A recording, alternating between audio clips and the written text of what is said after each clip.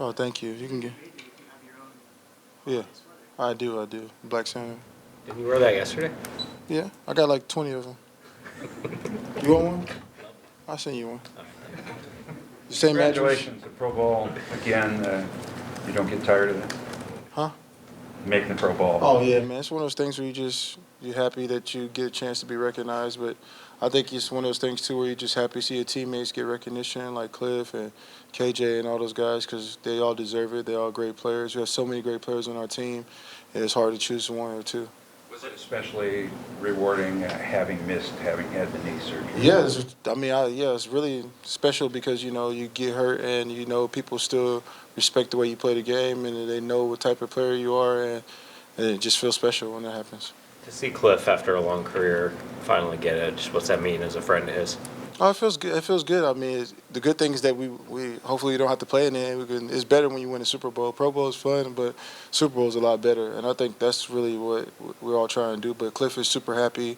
Everybody around the building is happy for him because everybody knows he deserves it. He's been a great player for numerous years, and finally to finally get the recognition, even though he doesn't need the recognition, it's always good to have something like that on your resume.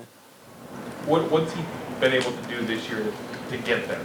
I think he's just been doing the same thing he's always been doing, just rushing the passer in a rate that nobody can really copy. He could do so many great things, whether it's rushing the passer or strip sack fumble. I think for him, he's improved in the run game too. I think he's done a great job for this organization. And before he got here, they didn't have a Super Bowl, so he's done a lot of great things for the team. You haven't been teammates with him your entire career. What did you appreciate about him before he got here? How much did you know about him? Well, I knew a lot about Cliff. I watched all the great players. I think everybody knows who's great in the league. And Cliff's he was just a great rusher. I think he did so many great things in the rush game. And I think to come here, we learned a lot from each other. And to see him just keep taking steps in his ninth year to be better than he was in his fifth year, or better in his sixth year, and to be getting better as you get older, that's always amazing. Is there something that he does that you wish you could do? I wish I had his speed. I wish I had his speed. He's super fast. Cliff is super fast. I wish I could do the things he could do around the edge, and that's pretty cool. You guys signed here a day apart. Did you talk early on and have a feeling that you could kind of be a big addition to the pass rush? I just came here because Dan Quinn asked me to, and I was about to go somewhere else, and then he called me, and I said, okay, Dan, I'll come. Me and Dan are really tight, so I came over here, and when I saw Cliff sign too, I was like, oh, that's really good. Now we got a lot of rushers, and then you had Clem, and you had Truck, and we had the type of defensive line that you really can't. You got to fall into luck, and everything got out of line, and that's the kind of defensive line that we had. Michael, you've talked about wanting to play Martellus in the Super Bowl. When he went to New England in the offseason, did you think that would be a good place for him, a good fit with Bill Belichick? I thought it'd be a great place for him. I think he's such a great team guy, and he needed a quarterback that can give him the ball and a team that appreciates all the things he does as a player. I think there's not a lot of complete tight ends in the NFL, and my brother prides himself on being a complete tight end and having a chance to go to the Patriots. I knew that it was be a good time.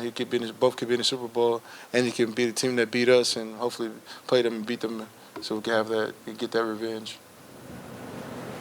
Are you clear on the sack dance and the 2-pump versus 3-pump, or can you explain that? I'm never clear on the NFL's rules. I just kind of try to go along with it. One of my friends, she's from China, and she asked me, Michael, I don't understand the rules. And I said, I don't understand the rules either. So we were right along. I've been doing it for 20 years. I don't even understand it. So I said, well, that's one of those things you never really understand. There's times where they find people for stuff, and then there's times they don't find people for stuff.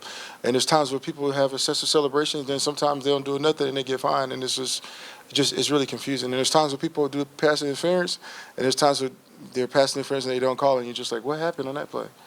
Do you subscribe to the Key and Peele theory? It's the third pump that gets you? I think the third pump, 2 pumps get you a baby, 3 pumps get you a fine.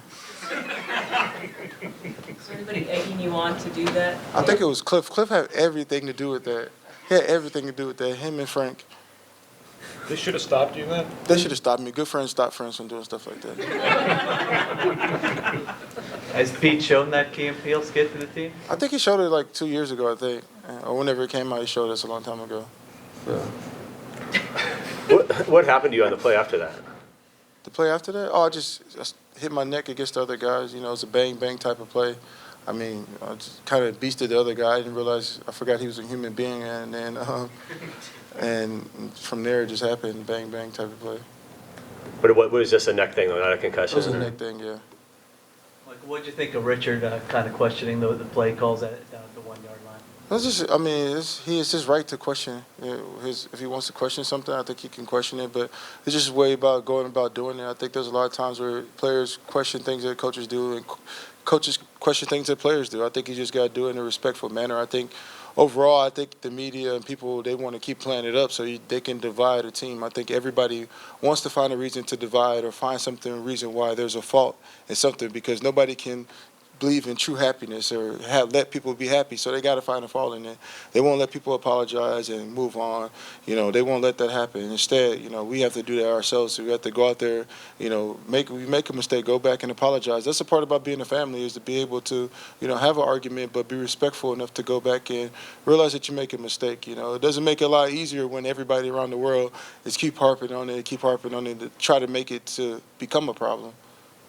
How much of what happened do you think is just a case of there's so much emotion? I think it's this. I mean, a lot of people haven't played at this high level. There's a lot of stakes. There's a lot of stake in jobs, all types of stuff. And I think there's a lot of people being competitive. And I think a lot of times when things happen, it just shows people how competitive they are. I don't think Richard Sherman did it in a way where he wanted to tear the team apart. He's just a competitive person and wants to win. And just like Darrell Bevell, he wants to win too. I think everybody in the organization wants to win. And when you want to win, sometimes you could bump heads. Is this a place of true happiness?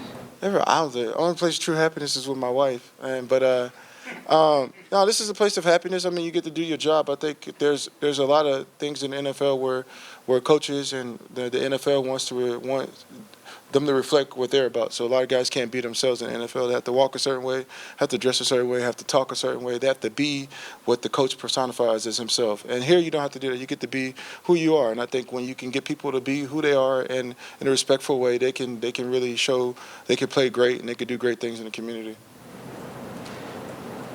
Pete said he still kind of holds on to that Super Bowl loss. He still thinks about it and uses it kind of to push him forward. How do you approach it? I mean, for me, it's a game. So, it happened 2 years ago. I mean, to be honest, I was doing this charity thing, and this kid came up to me. He was like, Michael Bennett. I was like, hey, kid, what's up? Yeah, I'm Michael Bennett. And he was like, yeah, hey, how you doing? I was like, I'm doing really good. And he's like, what does it feel like to be champion 4 years ago? I was like, that was 4 years ago. So, you really can't harp on that type of stuff. You get an opportunity to be the champion again, and you have to come back in the season and focus on trying to get there again, because I don't want a little kid tapping me on the shoulder asking about something that happened 4 years ago. I'm trying to get there now, and I don't really harp on it because it's not important now. It's so long ago, and we just gotta go out there and try to get there again.